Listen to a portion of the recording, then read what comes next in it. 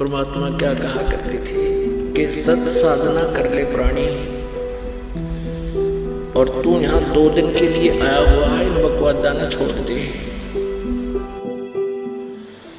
एक वो प्राणी है जो भक्ति बिल्कुल करते ही नहीं, और उनको भी खूब सुख है और खूब सुविधाएं प्राप्त हैं, जो झूठे लोक की जो सुविधाएं हैं, भौतिक सुख। तो बिना ज्ञान के हम नास्तिक न होगे।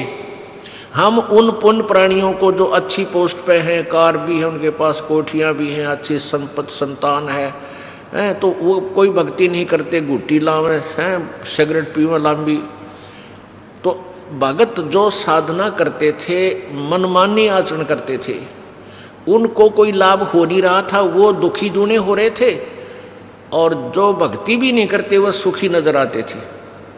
तो समाज में नास्तिकता न्यों फैल गई कि जो थोड़ी बहुत शास्त्र विधि त्याग कर जो मनमानी पूजा करते थे, उनको तो लाभ मिल नहीं रहा था उस पूजा से, और जो बिल्कुल पूजा नहीं करते थे वैसे गोटी सूटी भी लाओ और खूब रिश्वत लें और खूब सारे ड्रामे करें, और वो सुखी नजर आए थे। तो जो भक्ति कर रहे थे, जो दूसरे संतों के पास गए हुए बोली आत्माएं, या वैसे अपनी मनमानी पूजाएं कर रहे हैं जहाँ कहीं जा करके, ये तो समझ लो शास्त्र विधि त्याग का मनमाना आचरण।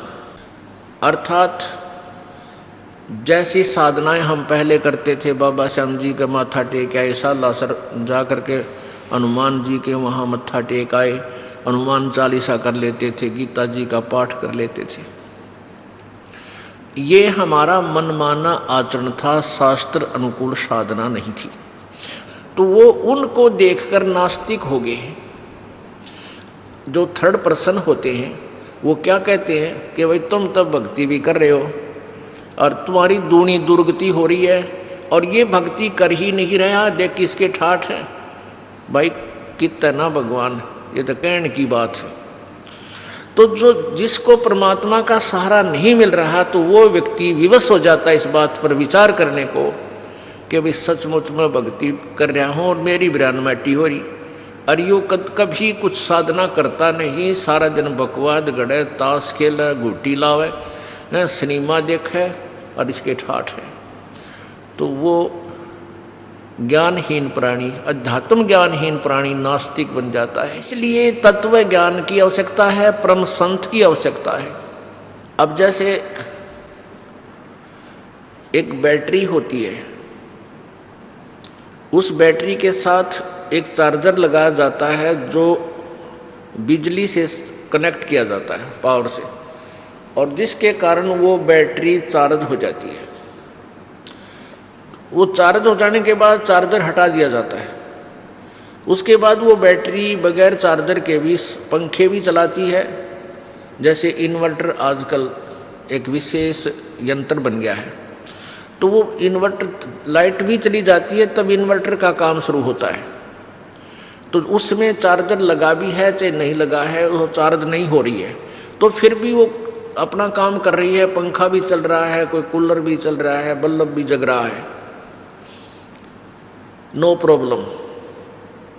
और यदि उस बैटरी का फिर चार्जर ना लग रहा हो या पावर से जोड़ा नहीं हो उस चार्जर को, तो फिर जब तक वो बैटरी चार्ज रहेगी तब तक तो सारे काम होते नजर आएंगे।